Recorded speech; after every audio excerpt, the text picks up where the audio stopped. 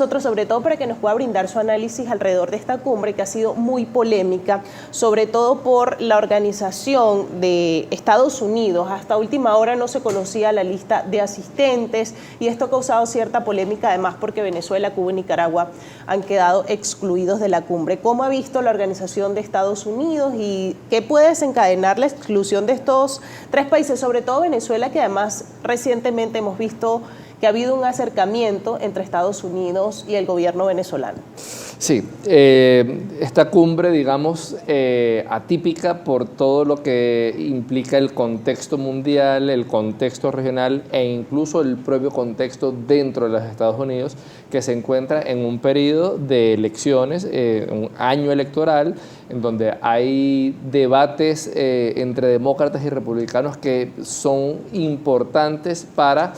de alguna manera catalizar lo que puede ser el éxito o fracaso de la cumbre.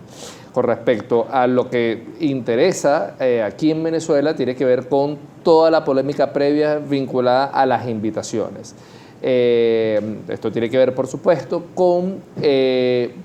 los anuncios de presidentes, primero Argentina, luego México, decir que la cumbre de las Américas tienen que estar invitados todos los presidentes, que tienen que estar invitados todos, y si no están todos no se sentirán incluidos, de modo tal que empezó a haber una sombra de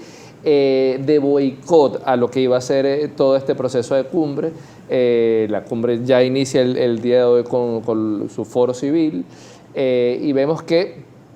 son pocos los que al final cancelaron su visita y todavía queda como pendiente lo que va a hacer Andrés Manuel López Obrador con respecto a su decisión si ir o no ir. Todavía la mantiene en suspenso, todavía espera que en estos días puedan haber algunos gestos políticos a nivel regional, a nivel mundial, que terminen por concertar o concretar la participación de México en la cumbre. Ahora, se ha hablado mucho en las últimas horas sobre la asistencia o no del presidente mexicano. ¿Por qué es tan determinante su asistencia a esta cumbre? Digamos que hay grandes países en el mundo diplomático de la región latinoamericana. Digamos, México importa por el tamaño de su economía, por lo que puede aportar en el tema migratorio, que es uno de los temas más importantes de la región. Recordemos que hay un tema de migración venezolana, pero también hay un tema de migración en lo que llaman el Triángulo Norte de Centroamérica. Digamos, México pesa diplomáticamente en toda la región por su capacidad de influencia en Centroamérica y en América Latina en general. Los otros, por supuesto, serían Brasil y Argentina. De Argentina se especuló muchísimo que no iba a ir, pero luego de la cumbre de Países ALBA que sucedió el fin de semana anterior, se llegó a la conclusión que Argentina iba a representar a los países sin voz, es decir, que iba a ser el vocero de aquellos países que no habían sido invitados por el argumento de falta de democracia en los gobiernos de Cuba, de Venezuela y de Nicaragua.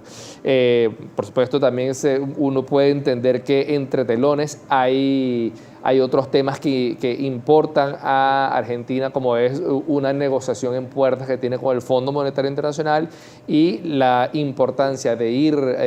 a la Cumbre de las Américas y tener reuniones bilaterales con el presidente de Estados Unidos es importante para la nación austral. Y por último, Brasil. Bolsonaro no se había reunido con el presidente Biden, recordando que Bolsonaro fue uno de los principales aliados del presidente Donald Trump. Entonces, que Brasil como líder diplomático asista a la cumbre habla de que este encuentro es muy importante para la región, encuentro que se realiza cada 4 años, y de allí la importancia que las ausencias pesen tanto, que las ausencias llamen tanto la atención. Ahora, se podría decir que en esta cumbre los países, por ejemplo el caso de Argentina, incluso de Brasil, están siendo más pragmáticos que de alguna manera apoyándose más en criterios ideológicos. Yo creo que al final importante es participar y importante es debatir los temas que son tan importantes en la región en este contexto particular. Sin todavía haber tocado el tema de la invasión de Rusia a Ucrania, hoy en día el año 2022 implicaba para todos los países del mundo un reto importantísimo con respecto al crecimiento económico. De hecho, el título de la cumbre, la resiliencia, el crecimiento,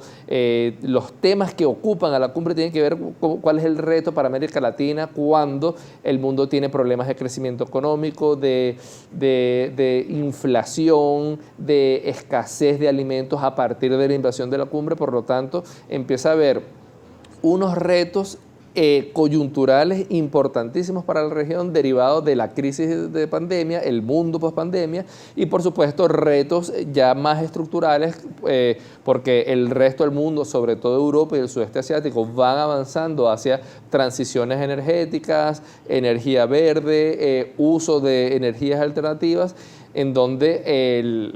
continente, el área latinoamericana, empieza a tener algunos rezagos importantes en la transformación de su aparato productivo, en las brechas digitales que se conforman, y todo esto termina siendo temas a debatir y temas de preocupación de cada uno de los países. Y por ahí vemos la participación del presidente chileno Boric, del presidente peruano Castillo. Entonces, mucho más allá del tema ideológico, la participación es importante para todos los países. Vuelvo y repito, creo que el preludio de toda esta cumbre se centró muchísimo en el tema de la amenaza del boicot por la solidaridad que hubo con los países Cuba, Nicaragua y Venezuela. Profesor, debemos hacer una pausa, pero al regreso me gustaría que conversáramos justamente de los temas que se van a tratar en esta cumbre. Amigos, estamos conversando con el profesor Luis Angarita, internacionalista, doctor en ciencias